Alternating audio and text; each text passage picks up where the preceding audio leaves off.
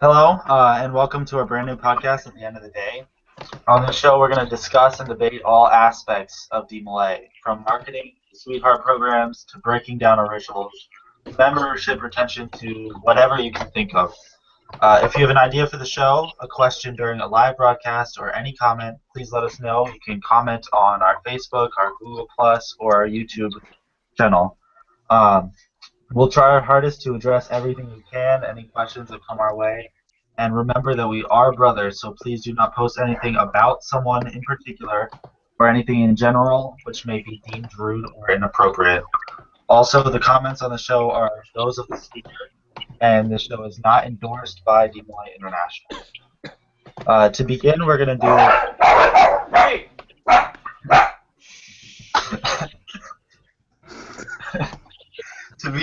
do a short intro of our guests. Of our hosts. And James Kavanaugh, if he can get his dog to stop barking.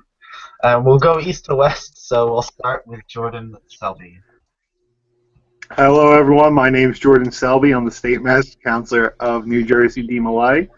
I am a Mason for Vine Lodge number 69. I've been in DMLA for about going on 5 years now, and I will be finishing my term as State Master Counselor in a little over a month. It's a little bit about myself.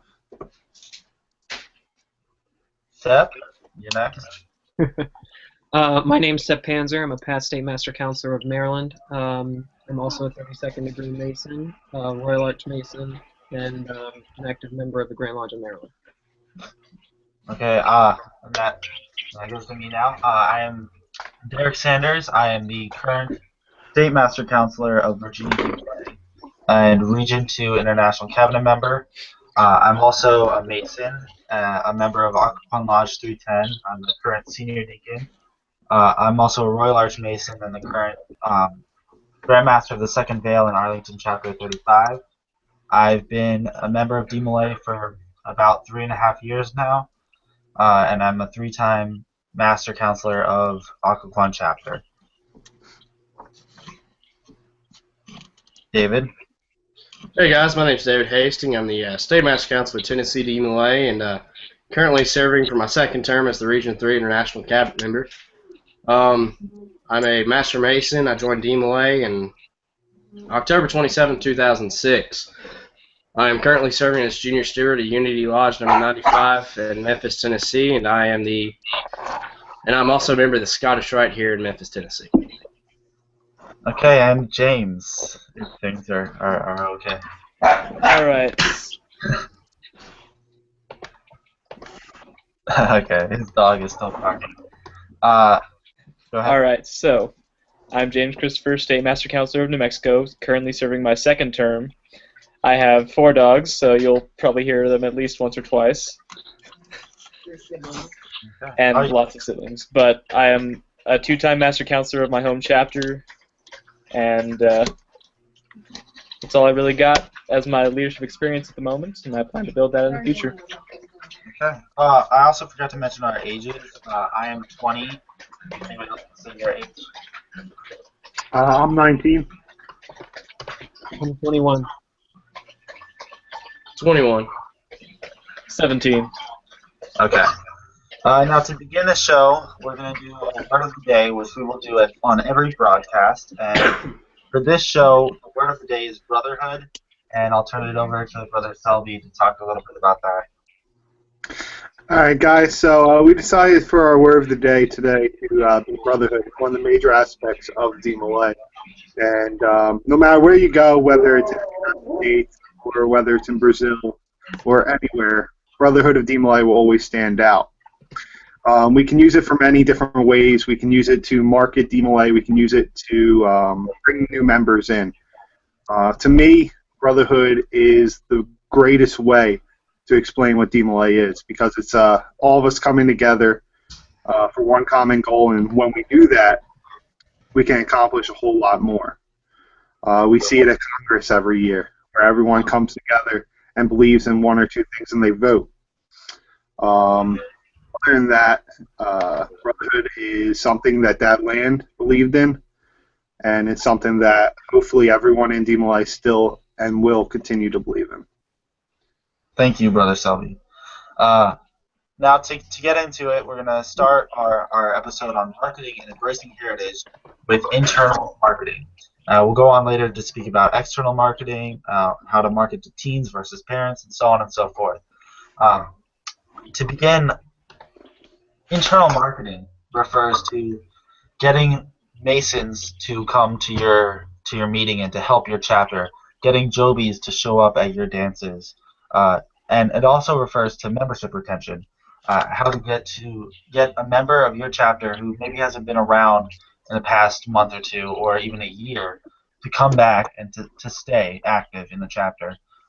So I'll ask Brother Sepp Panzer, since he's a senior DMLA, during your career as a DMLA, how did you pursue internal marketing? How did you get people to actually help your chapters?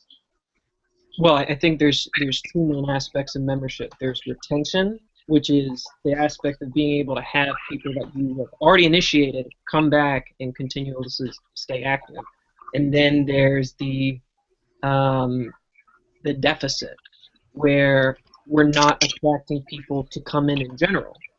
So there are two sides of the coin. You know, do we increase membership by getting more and more people in and initiate them, or do we focus internally and try to tackle the issue of keeping everybody interested? And obviously, in Masonry or any type of fraternal organization or even a company, you have to focus on both aspects.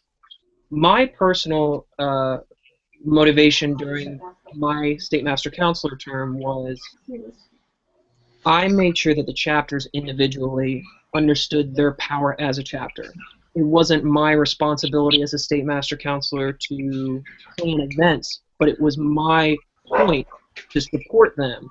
Financial support, continuous support from the state. If they needed a gong, I would make sure that we would find the money. We would call, the chapter, make sure that they had the materials, and be able to participate in the things that they wanted to. But my job was to make sure to tap into individual interests that DMLA had. So if I would go to Frederick Chapter, that was one of the chapters that I visited frequently, because not only was it in the area, but it was also a very active chapter. Frederick Chapter was extremely interested in particular things like dubstep music, or the kids like going to concerts. Like I would go to Warped Tour, and then I would see all these kids from Frederick Chapter of Warped Tour, and then you would see pictures posted on Facebook about them going to the Renaissance Fair. Well, if you capture personal interests of people, so they feel almost invested themselves, then you start to turn on interests of everybody else. So, for instance, if your chapter dad and a group of guys and an advisor decide to go to, and I'm going to get criticized for this, but decide to go to a dubstep concert or a rave, if they were able to go all together and it was a structured environment, that's 21st century internal marketing. You're taking the interests of the kids, you're taking their interests, and you're incorporating it into the purposes of DMLA. So when you're able to target your audience, again, take their interest and implement it as a State Master Counselor, so that way you're taking a personal invested interest in them to develop. There's also a cultural difference as well. So if you have let's say kids from more of an inner city area where they don't have the opportunities to spend the lavish amounts of money going bowling every week or something like that, how do you compromise with that? Well, sometimes the luxury of a kid that lives in inner city is just being able to go get McDonald's with their friends, or having a bucket of Popeyes and sit around and watch movies. Being able to provide those opportunities for them, you need to understand also the cultural differences.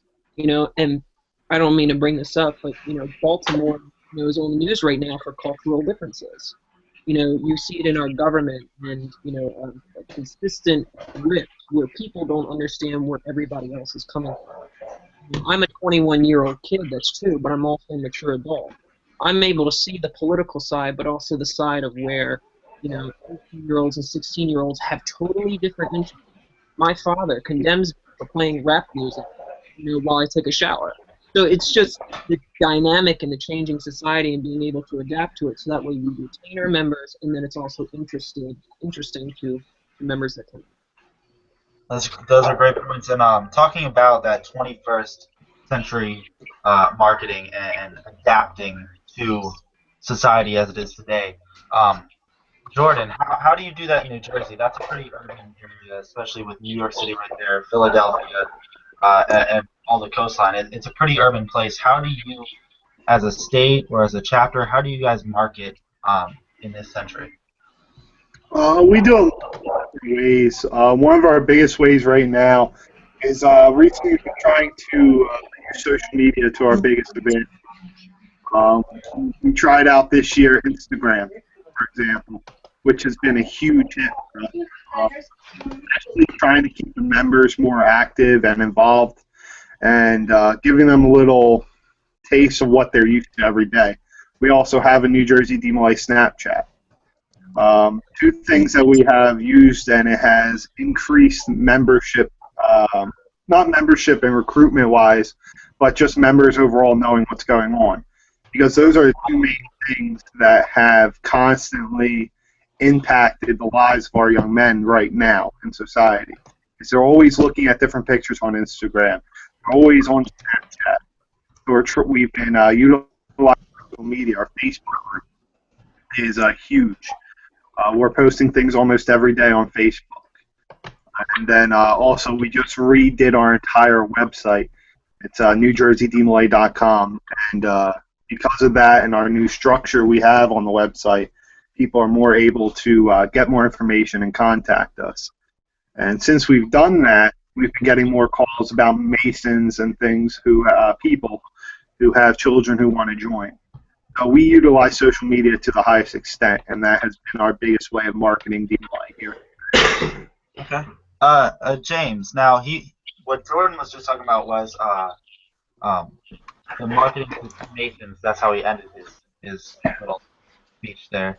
And how do you communicate to Masons? I know where in Arizona, New Mexico do you live? Mexico is a pretty area, I'm assuming, where you live. Compared to New Jersey, definitely.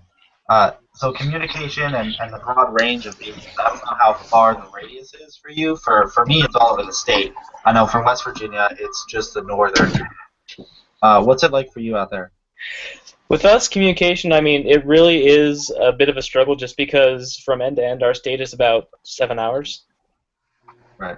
So we rely a lot on, just a personal phone call and making very, very good use of emails.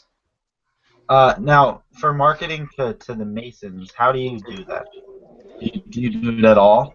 Oh, I actually physically travel to the lodges and talk to all the Masons, and I make solid treks out to make sure that they know what's going on with DMLA. And now, David, tell us about your area. What do you guys do? Well, like James Christopher, I'll say I travel around a lot to a lot of these different lodges and stuff because that's one of the benefits of being a Mason as the state master counselor. If the state wants to know more about DMLA, I'm able to go out and speak to them.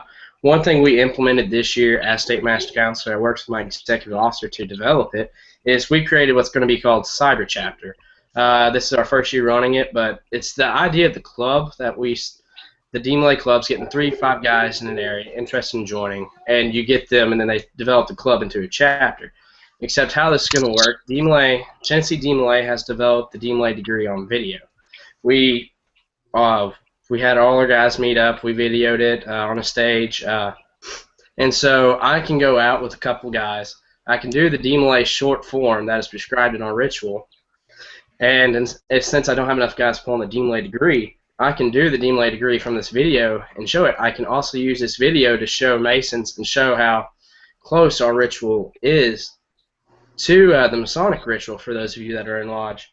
And the way the Cyber Chapter works is, alright, so there's where we want to start chapter 3 hours away from anyone. I can go out there with 2 or 3 state officers. I can put on this degree. I can get these guys interested in joining DMLA, and we turn these 3 to 5 young men in this completely remote area and then hopefully develop a chapter. We're currently looking at developing one that's about an hour and a half, 2 hours away from any chapter. And in this part of the state where we do not have the members in the chapters that are currently in this area to develop and take them out to do the team. So I'd have to call across for my teams from 4 to 5 hours away to be able to put on this degree team. So being able to do this the short form way, I'll be able to hopefully develop this chapter and develop them. And that's the way we market in Tennessee is the cyber chapter. I'm able to go out to different areas, get 1 or 2 DMLAs in an area to help build up DMLA in that area. That's great. There's actually a Masonic Lodge that is online only, and you have to tile your room yourself. But you have to like scan in your dues card and everything, so you can actually meet as a lodge online, which is really interesting. But we'll definitely talk about that and the short form in its own episode, because I don't want to go too far into that right now. That'll be another episode. Go ahead, Jordan. One thing I want to say about the marketing DMLA to the Masonic world. One of the biggest things in New Jersey that we do is, like David was saying earlier, is we do a lot of ritual for them, public ceremonies mainly. I just got asked this Friday, I'm sending a few state officers to go do a ceremony of light for tall cedars. We do flower talks for Eastern Star all the time. Not only that, but getting our ritual out there for the public ceremonies to different lodges and different Eastern Star chapters. We also, by showing that media plays, some of us are becoming Masons, and how their support is helping us tremendously, and by us walking into our lodge rooms through our meetings has made a huge impact on the Masonic support that we get now. Because the Masons are realizing that we are that their attendance and their support is going to bring us farther in. That's one of the biggest things here in Jersey, doing the ritual public ceremonies and just getting our faces out there in the lodges. And it's not done I don't think it's done on the chapter level enough. Most of the time, the Masons, they only get to see the state officers going and doing these ceremonies. I think we need to encourage the chapters more to reach out to their own lodges that are sponsoring them. They do ceremonies every now and then. They don't see their lodges enough, and their lodges don't see these chapters enough and how active they are. So, right. I agree with that.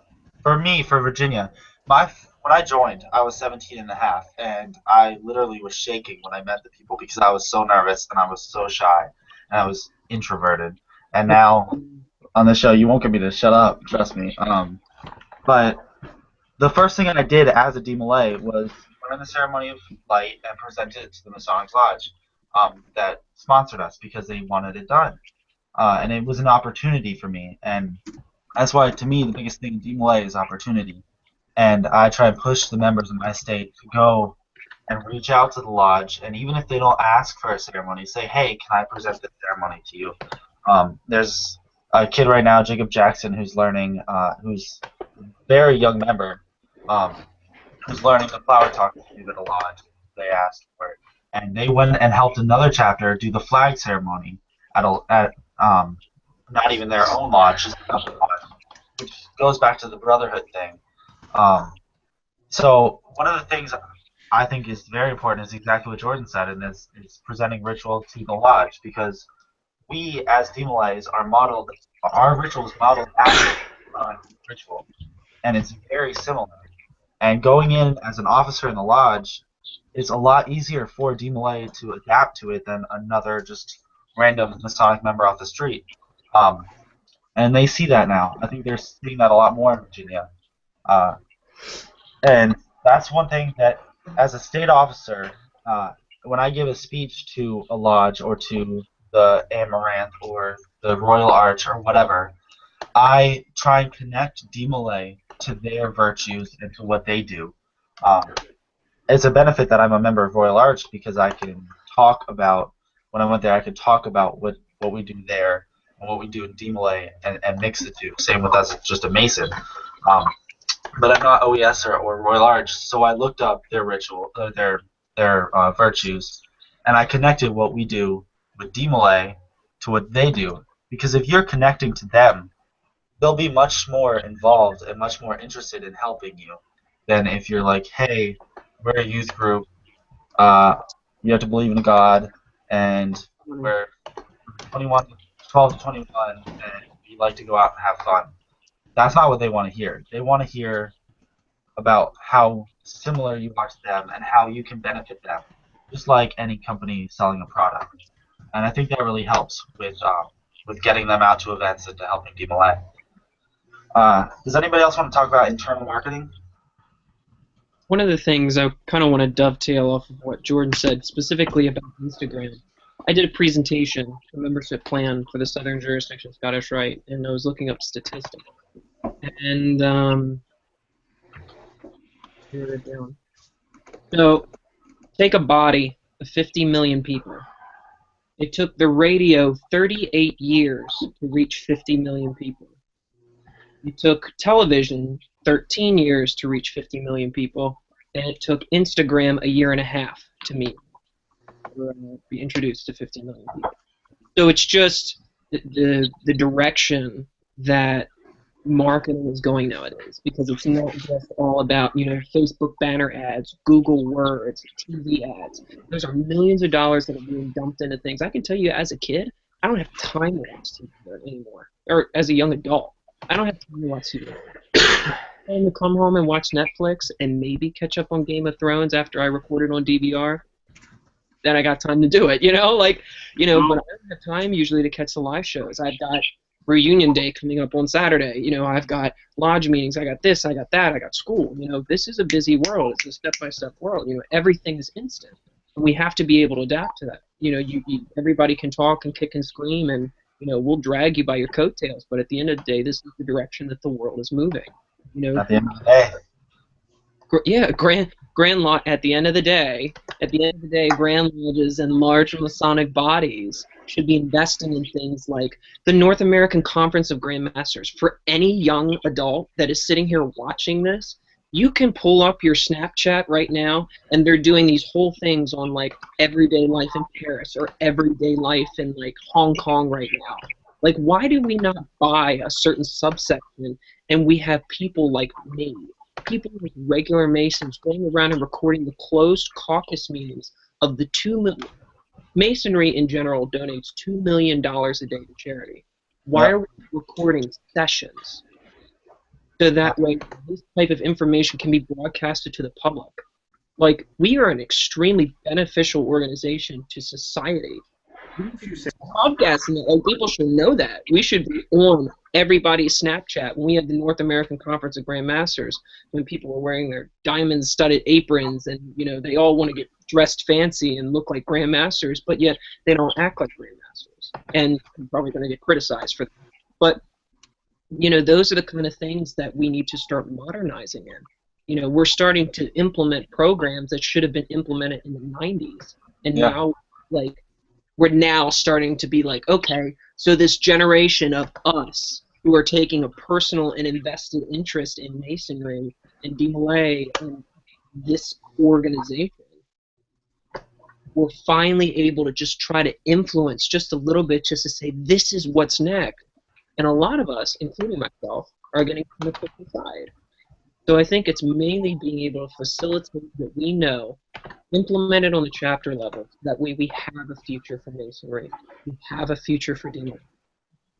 And that's much better. And exactly what you were talking about is this show. We're giving out information to DMLA across the country, across the world if they're watching, and expressing our ideas and our concerns, and getting this information all across DMLA, which is a really, really great and a really important thing to do right now. I don't know why we haven't done it before in the past. It's definitely going to be interesting to see how this show goes in the future, and how it's taken by the viewers, and if we can get a good following. It's very important. Go ahead. Were you going to say something to that? I said, you know, you said that it's absorbed, or how it's retained by your viewers, and I said it's how it's also retained by the leadership.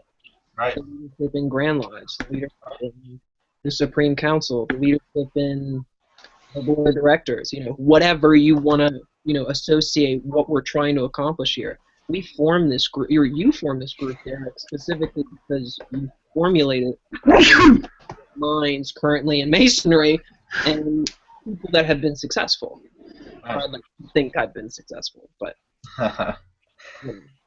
Okay, now going on to external marketing. So we've talked about getting some retention going. We've talked about advertising to the Masons, especially, and showing what we can do for them. What about what we can do for society? I mean, you look at Baltimore right now, and especially inner city Baltimore, and the youth is in turmoil. You look at the criminal records right now. Over 20% of violent crimes in America, over 20% are committed by people who are aged 11 to 20. That's us. That's us. And DeMolay was founded because kids had lost their father in the war, and Lewis Lauer and some of his friends, and they needed a male role model. They needed a role model in general, to teach them, and that's just as important today as it was then.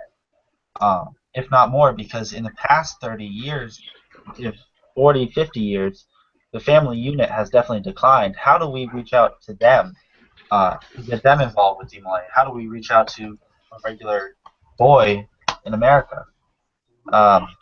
We'll go to David since you haven't talked in a little bit.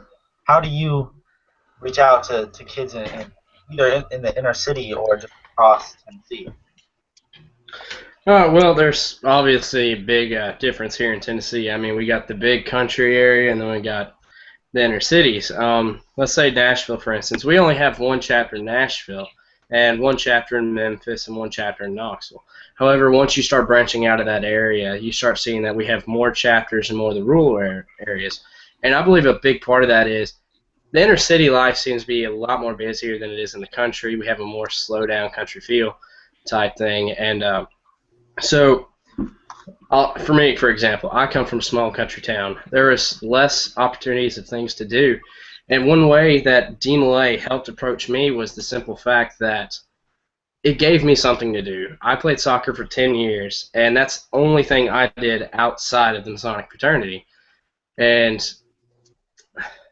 lose my train of thought here for a second, but DeMolay gives me a wide branch of things to do. I mean, one day I can be playing soccer with a couple brothers. The next day I could be at a Grizz game across the state with some other brothers watching a professional NBA team. One way you do it is based off the brothers, you base off of their lifestyle. For instance, the smaller areas, you give them more to do. You make them feel more at home. Now for the bigger city areas, you help them understand that there's more things you can do. If you can't spend all your time here at this event, maybe you can drop in for a couple minutes. You can still live your fast lifestyle pretty much. Seth probably knows more about the inner city workings than I do. I know more about the country side of things. Right. Yeah, for Virginia, I live in Northern Virginia, 10 miles from Washington, D.C. So I'm in an area that has over 12 million people in the D.C. metro area. And we have a dance coming up where we have a flyer going on to middle schools and just out to people's friends that says free prom, even though it's not really a prom, but it kind of basically is. It's like a homecoming, and it's open to anyone. And so we try and get them by reaching out to the schools. And in this area, we have more chapters in Northern Virginia than our other 3 regions of Virginia, which almost combined, but not. In Virginia is a pretty big state, even though it's oddly shaped. It could take 8 hours for me to get to a certain place in Virginia. But in our other areas like Virginia Beach and Richmond and out west, there's only 3 chapters in each place. And for them, the marketing is completely different than it is for me. The western region, for instance, is kind of dying out because, though, like you said, you have a lot less to do, and DeMolay is a great thing to market to people who don't have much to do. They're having a tough time reaching kids because there aren't as many. Up here, we have so many, but how do we reach them because they have so many other things going on? One of the past national master counselors of Brazil uh, came up to Virginia and I took him around DC, and he told me that in Brazil, all they do is go to school and then play soccer. And their schools don't have that many clubs, so all they do is play soccer. So DMLA is so big there because that's the two things they have, soccer and DMLA. And in Virginia, he doesn't see how people can really get involved with all the other things they're doing. And that can be a big issue. Uh, Seth, what do you do with Baltimore there? We actually have a chapter in Baltimore. Stephen J. Ponzella. They're specifically devolved from DMLA kids, inner city kids, and highly drug and gang influenced schools. I had a conversation with a young man named Damien, and I said, what tempts you not to become part of that? And he said that DMLA is actually an escape for him. He said that DMLA is an opportunity for him to just be able to get away from all the influence because, again, there's a stereotype that, nature over nurture, that because of where you are, it doesn't matter how you're brought up. If you're brought up in a certain area, you're always going to turn out this way. And, he took his own initiative because his friends joined the club.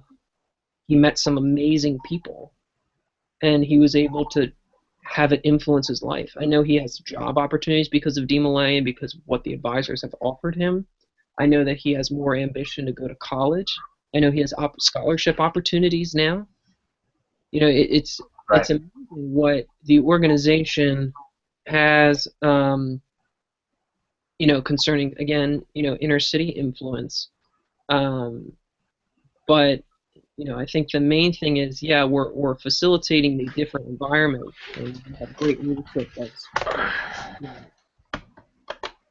bringing people in and retaining them. But how are we going to bring them in externally? How are we going to be able to get them in? Right. Now, James, what about you? Tell us about the area that you live in. What city do you live in? So I actually live in the biggest city in New Mexico. But at the same time, we have so much open country space within that city that we get both inner city and rural marketing. So with the inner city, people are always so busy. I myself play 4 sports and do a YMCA type thing outside of DMLA. But I always focus on DMLA because it's what means the most to me. Right. It's all about showing people what we have to offer and then helping it incorporate into their lives. Like, we have lots of athletes in my chapter because we have our meetings on Sundays, so when they're not at sports, they can come to our meetings. But when we have sporting events, we all go and support each other, track meets or football matches. So it's all about, we get ourselves out there and show people, hey, DMLA is a thing. Yeah. How about that? Brotherhood. And then for our more rural places, it's just, sometimes it's just knocking on doors, saying, hey, here's who we are, here's what we do. We would love to have your son help out. Now, Seb, exactly what you talked about was a member who could have had a horrible life if he had gone with the rest of the community, but he would have had a different life. Again, we can't predict just because of the environment. He could have grown up and been fine, but the way he presented it is that DMLA was a positive opportunity. And that's the way we need to market it. Yeah, I was actually thinking about a commercial today. Like, how do you do a commercial for DMLA? Do you show segments of sports events and other things, and like, what do you show? And I was thinking about Baltimore in particular. But members across the country who have come from bad situations or possibly bad situations, and how DMLA has affected their life in such a positive way, and to get their story and to show that story through YouTube videos, commercials. That's what Virginia wants to do, is set up YouTube commercials. To get their story out there could definitely be a strong marketing for DMLA, in my opinion. Yeah, I agree. I think the whole idea of marketing through YouTube is also a great idea. And to come up with motivational videos about where DMLA started, for instance, like Derek saying he was an introvert, now how he's wanting to be a leader within the Sonic fraternity and hopefully move up one day. It's that same way in a lot of ways. He has strong aspirations of going far. I know he wants to be involved in politics. I also want to one day hopefully get involved in politics, and I have aspirations going far in the Sonic fraternity also. And we all started out as that quiet 12-year-old. Now, when we talk about some of these videos, I think one jurisdiction that really has a good hold on this would have to be the jurisdiction of NorCal. I mean, you remember at session last year, most of you probably, about Garrett walked around the whole time making videos of session to try motivating more guys to not only get involved with DMLA, but also maybe for more leaders to get involved with session itself. That's a very good point. Um, Jordan, you were gone for a little bit because your computer issues, we know. Uh, Now, Jersey is a smaller state. I know you're traveling like every single day out there, and you're with your state officers. How do you market to teens in particular versus parents in particular? Say that again. You were breaking up a little bit. All right. How do you and your state officers or just members in general market to teens versus marketing to parents? Okay. For us, when we go and market to different young men, we play off their interests. That's the first thing we always do. I encourage the elevator speech to all my state officers. Always have one prepared, and see what they like. Get to know them first before you start to talk to them about DMLA. Invite them to a game night. Don't necessarily just right away be like, "Hey, come join this organization. We do this, this, that, and that." If the guy says he likes to play video games, or likes to play sports, invite him out to one of those events. Once you get him hooked, that's when you start to bring in the DMLA aspect of everything. For parents, for us, it's a little different. Parents always want to see how their child is going to succeed, how we can help their child grow and prosper. The best way that we do this is by explaining the cardinal virtues of DMLA. Filial love, reverence for sacred things, etc., etc., etc. And then we give them a little story. For me, I have cerebral palsy. I was diagnosed at 8, and I had a major brain problem when I was younger, and because of that, I had this huge speech impediment. And because of DMLA and because of my Boy Scouting career and everything, DMLA has helped me tremendously be able to get out in front of people and speak. So we for parents, they want to see how their children succeed, so we show them. We show them how DMLAs in New Jersey, DMLAs from around the world have succeeded. For the members, we try to express their interest and show them that there's something in DMLA for everyone. So.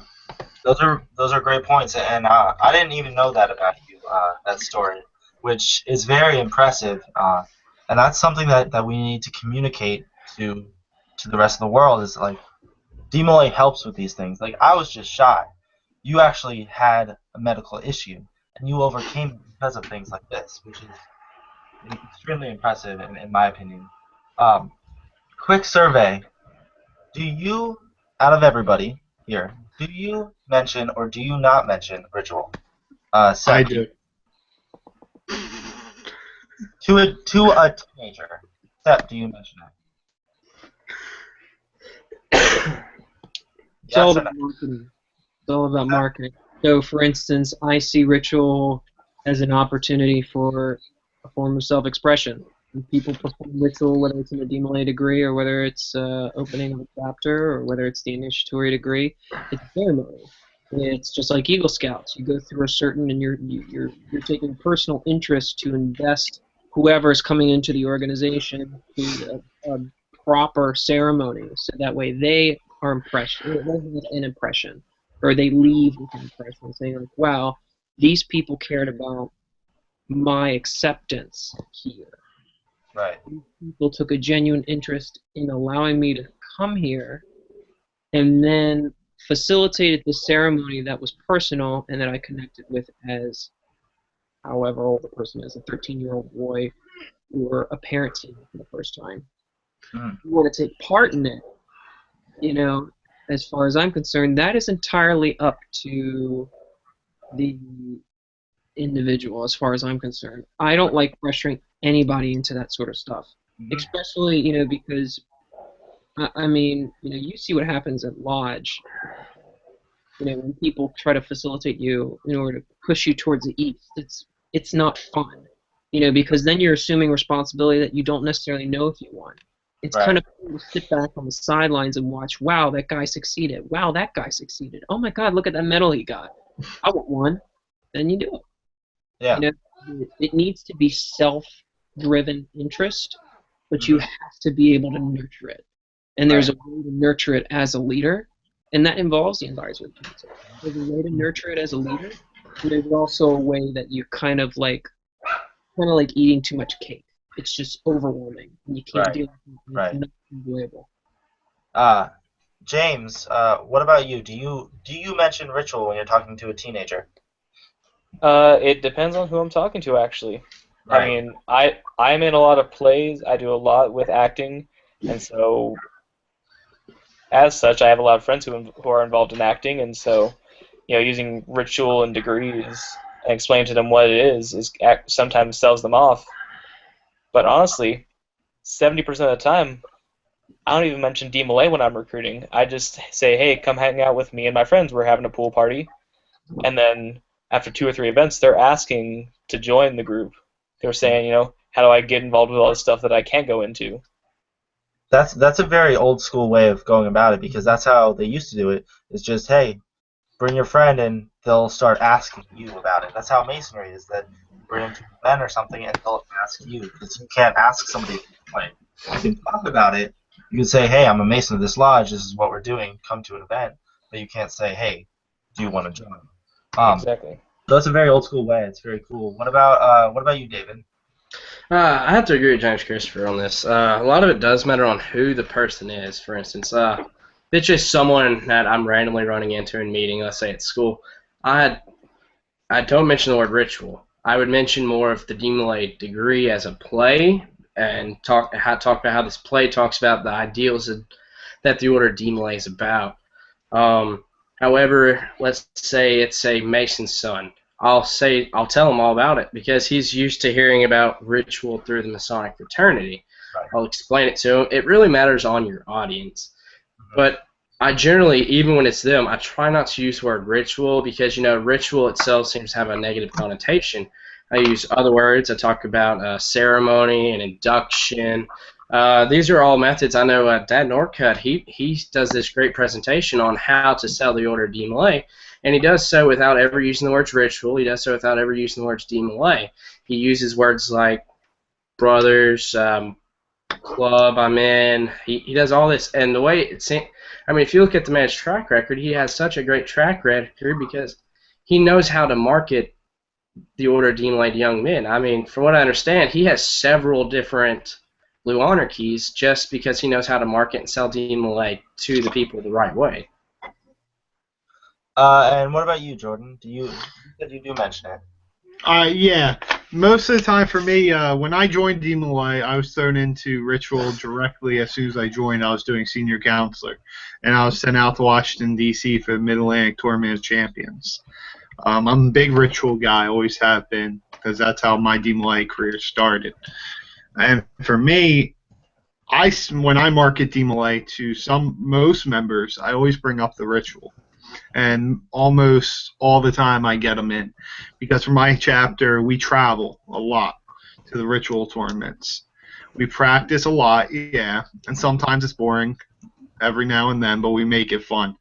But for me, I've gained a lot of members for my home chapters and chapters throughout the state because we brought up ritual and traveling and getting out there. For example, my home chapter, Tyrion chapter, just got back from the Old South Ritual Tournament in New Orleans. It's a great trip, and most of the kids will not forget that kind of trip. and they wouldn't have been able to go without Ritual. So I always bring it up. When I got to go to Nashville, Tennessee 2 years ago for an Old South Ritual tournament. And it's those kind of stories I'm able to tell, and because of the ritual that we have, that I've been able to go to those different places and meet the different brothers from all over the United States. So for some cases, if you word it right, Ritual can be a huge marketing tool for you. But most of the times I don't use the word ritual, I use public speaking. That's just one of the ways I do it. Public speaking is a great aspect of DMLA to market to people, because the opportunity is there as a DMLA, and we all know that. But they don't see that outside. They see just kids having fun going to these events and whatnot. They don't see what we do inside the meetings. So that's something we do need to address and to market, and how we word it and who we word it to is very important thing to focus on. Now, we talked about last week, before we had the technical difficulties, embracing heritage, our heritage in marketing, and do we need to update how we market ourselves?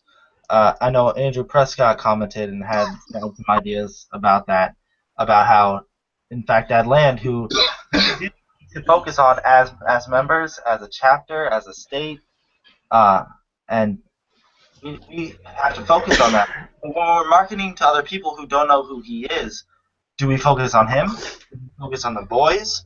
What do we focus on? Do we focus on the opportunity? Sep, I'm sure you'll have some comments on that. Internal and external marketing. So now we're focusing on external. Right. I actually wrote this down. So I did a little bit of research, and obviously the goal, I think, is to focus more on external marketing, but there's a lot of holes in it. For instance, we now want to start a membership database where everybody can have a connective profile in DMLA International, but how does it work? How does the barcode scan? Apparently there's like profile you can edit. We don't know anything about that. But we're not hitting our base resources. So it's just there's no. Let me try to word this in a right way.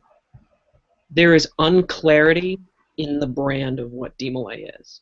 Explain. Every single website is different. Everything has a different message, has a different topic, has a different design. There is no DMLA International. There is pockets of well-masked DMLAs and well-masked organization, and then there's little subsections, and then they all focus on different things and all market themselves in a different way, but there's no DMLA International. So we need a total physical rebranding. We need to be able to have an updated brochure that we can present, or physical literature that we can give to parents.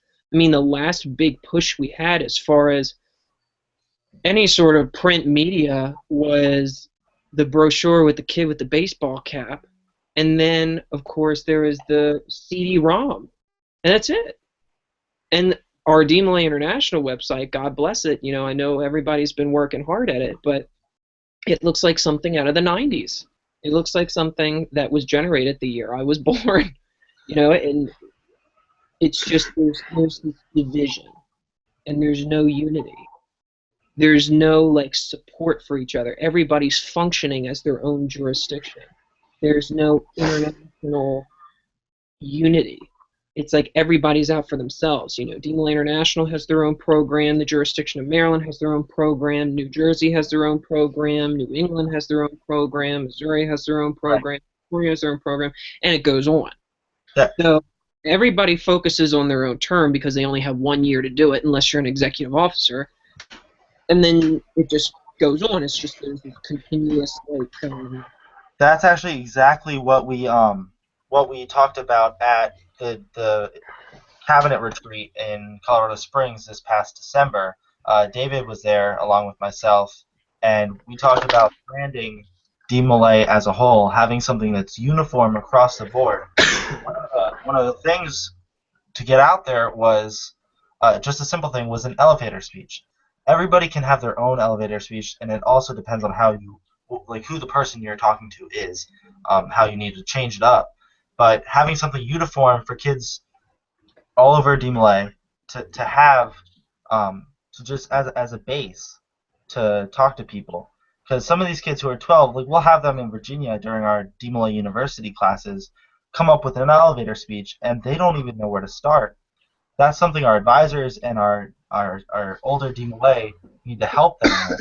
And having something from DMLA International right there is just a base and a start to something that's unified. But there's a lot more that needs to be done for advertising, for marketing, for membership retention, for a brand as DMLA, a brand that's uniform across the board. David, do you have any comments on that? Yeah, and one thing we had to keep in mind, though, is also, and Dad Sprague pointed this out to us, was demographics. Demographics is going to play a big part in it. The way you brand DMLA in one area may not be so well received in another. You'll have to pay attention to the way it would work in these areas. Let's say what would work, it's going to sound like a northern-southern thing, but what would work up north may not work so much for those in the southern areas like Tennessee, Mississippi, Alabama. I mean, there's just some things that we don't agree with, and there's certain ways that we perceive things. I mean, there's a definite difference as you move across from a cultural aspect of things as you move across the country. And so the problem is going to be finding the way to brand DMLA where everyone can get behind it. One way I think that really helped and was effective this year was trying to figure out, I mean, maybe we didn't hit the 1,000-member goal that we were shooting for, but we hit Positive Growth internationally for the year. And the membership program is the first step. The way we tried it this year is the first step to finding out how to brand and how to put DMLA back on the right way. And I commend Derek for the shirt he designed. I mean, that is one way. I mean, I was told from James that they sold out within the first couple of weeks. So, I mean, they were out of shirts. Dad Sprague told me the same thing, that the shirts sold like wildfire. And if we can come up with items like this and utilize them and make it where we're all have the same thing and the same brand. One thing Dad Sprague pointed out, which I didn't quite understand at first, but now I'm understanding it more and more after he explained the demographics, was, yeah, most of my shirts say DMLA Tennessee. I'm pretty sure most of Derek's say DMLA Virginia. Seth probably says DMLA Maryland. I mean, our problem is we're branding DMLA into individual areas, and we're taking away, in the same essence, the DMLA International brand by branding ourselves. And so what if there's a way that we can unite the Tennessee DMLA brand with the DMLA International brand? There's got to be a way we can unite the two to make it where it is uniform, and more guys will understand that I'm not just Tennessee DMLA, I'm DMLA International. Right. That's a great point, because I actually have a sweater out right now that says Virginia DMLA. And I have guys who are in the Philippines who are trying to get us to ship them there, which I will. But it says Virginia DMLA. And maybe having that there kind of shows that, hey, this is something international. Maybe I'll go talk to that guy. Like, if I had one that said Brazil on it, somebody might talk to me about Brazil or about Germany. But DMLA International needs that uniform brand. And so we do need to focus as states on just DMLA and not dividing ourselves up. Since we do only have about 6 minutes left, let's go into final remarks. I haven't seen any questions posted. I've got two of them real quick. And I know Jordan's wanting to start with one. So we'll go with these questions from Brother Dayton, Spencer Dayton. He had some really good ideas. One of the questions he had, if I can get to it real quick. Why is it that many DMLAs do not come back as they used to and support their old chapters or other chapters like they used to? And I know Jordan was wanting to start this question out. Go ahead, Jordan. Thank you, David. So for New Jersey, it's one of the biggest problems that we have every now and then is past master counselors or past jurisdictional officers or just members who have been in for a long time not coming back and supporting their chapters. And the biggest cause of this that I believe is they lose interest. We don't make them feel valued anymore. They don't see a benefit to it. For me, as I've gone up, I've continually progressed up the line, I've always found an interest. I've always felt value, and I always saw a benefit, whether it's for myself or all those around me. That's what continuously keeps me involved, and I know will continue to keep me involved throughout the rest of my DMLA career. For all our past master counselors, we have a tendency to, as you get older in the chapters, we kind of just straight up focus entirely on the newer members, which we need to focus on the newer members. But again, like we brought up in the beginning of our session today, is retention. We have to not forget about those who have kept the chapters running for this long, those older guys who are going to influence and impact these younger men and teach them what they need to know. So by keeping them keeping them feeling valued and keeping them interested, that's what's going to keep these guys involved. And give them something to do. If you have a major chapter, if you have a chapter that has about 12, 15 guys, active every single meeting, make them do something. Put them on a committee. Make them feel valued and make them feel like they have a purpose to be there. If not, you're never going to see them again. So that's my opinion. And David, what was the next question? All right, the next question also comes from Brother Dayton. He's definitely one of our most active individuals, and I thank him for that. We keep talking about new members and reaching out and how to get them, but what about reaching out to get new advisors? Because plenty of chapters fail because they can't get adult leadership. How would you market to get adults involved? Let's go with New Mexico. What do you guys do? I saw you shaking your head. That has actually been a huge problem in the past with us, because we always have people who are saying, oh yeah, I would love to help out, and then they realize how much work they would actually have to do as an advisor, and then they back out. So it's all about it's kind of a hit or miss thing with us. We just go out and we ask, and we find parents, we find Masons, we find their wives, their cousins, and we say, hey, how would you like to help out with the youth of today? And we just, bring them all in and see how much they can help. And we've actually had some great advisors come out just from going out and looking for people. And for the longest time, my home chapter had way more advisors than we had members. But because we had so many advisors who were willing to support us, we were able to grow into that advisory council and have, guys. And now we have about, I'd say, 17 active members at every meeting and another 10 advisors. That's amazing. In Virginia, advisors, we have some really great advisors. I love them. In Herndon chapter, if you guys know Will Ham and Robert Marsters, who are recent past SMCs, they come from a chapter, Herndon chapter, that has 5 of the last 10 past state master counselors are advisors there. And in Virginia, many of our chapter dads are past state master counselors. And Tidewater chapter and Kempsville chapter down by the beach have amazing support from their advisory councils. And those chapters, along with Lexington, are really excelling because of these advisors. And we haven't really had to go out and say, hey, we need more advisors. All we need are more members. We have the advisors. But of course, you don't want them to be doing so much that they get overwhelmed and they try and pass it on to somebody else. Seth, do you have any comments on that? I don't think that Masonry is a primary source that we need to consistently be using to try to pull membership, or advisor membership, I should say. And a lot has to do with the family unit, and I think that ties kind of into what everybody's really saying. Right.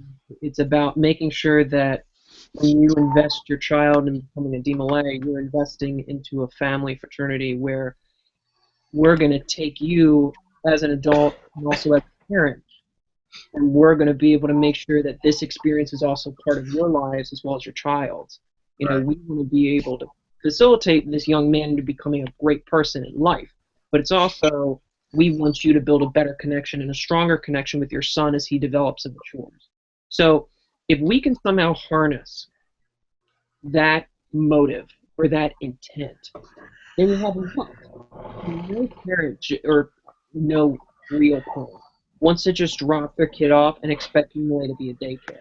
Yeah, there's going to be some parents that are just going to be like, okay, I have work, I have things to do, this is a good thing for him, he's going to be able to explore, do good things, blah, blah, blah. But I can bet that a majority of parents want to take active part in their kids' lives. So, again, we can somehow harness that, and we'll be solid. Does anybody else have any final remarks on either of these questions or on brotherhood or marketing? I have one. Okay, go ahead, Seth. Okay. So I've broken down, in my opinion, the progression of not only the fraternity, but, in my opinion, where we need to go as a direction in MLA. The first thing is we need to convey as well as give our members fresh and quality content. We need to be able to have entertaining things.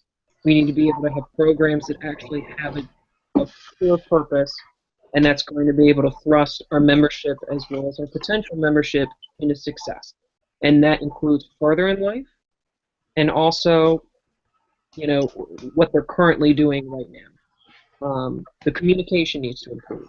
I believe that we need to have, as we talked about marketing, external marketing, we need to be able to take what we know, and that these jurisdictions are divided and these different, with the division of websites and division of different reading resources, we need to be able to combine that and be able to have a tangible product. New England launched this brand new website called joindemolay.org, or is it joindemolay.com? And the entire joindemolay.net. And the whole purpose is that it has locker cards, literature, advertising, everything that is on the pamphlet goes directly to this. So that way, it's a launch site. So that way, the jurisdiction, the members, and the people that are actually genuinely interested can have a phone call. They can have a conversation with a real-life person rather than getting bombarded on this website that's Emo International and having to search through a bunch of different chapters and have them do the work. Let us do the work for them. Let us slave for them, so that way they can, have the opportunity so their kid as well as themselves can take a part in the organization. And then we can progress and then develop the content.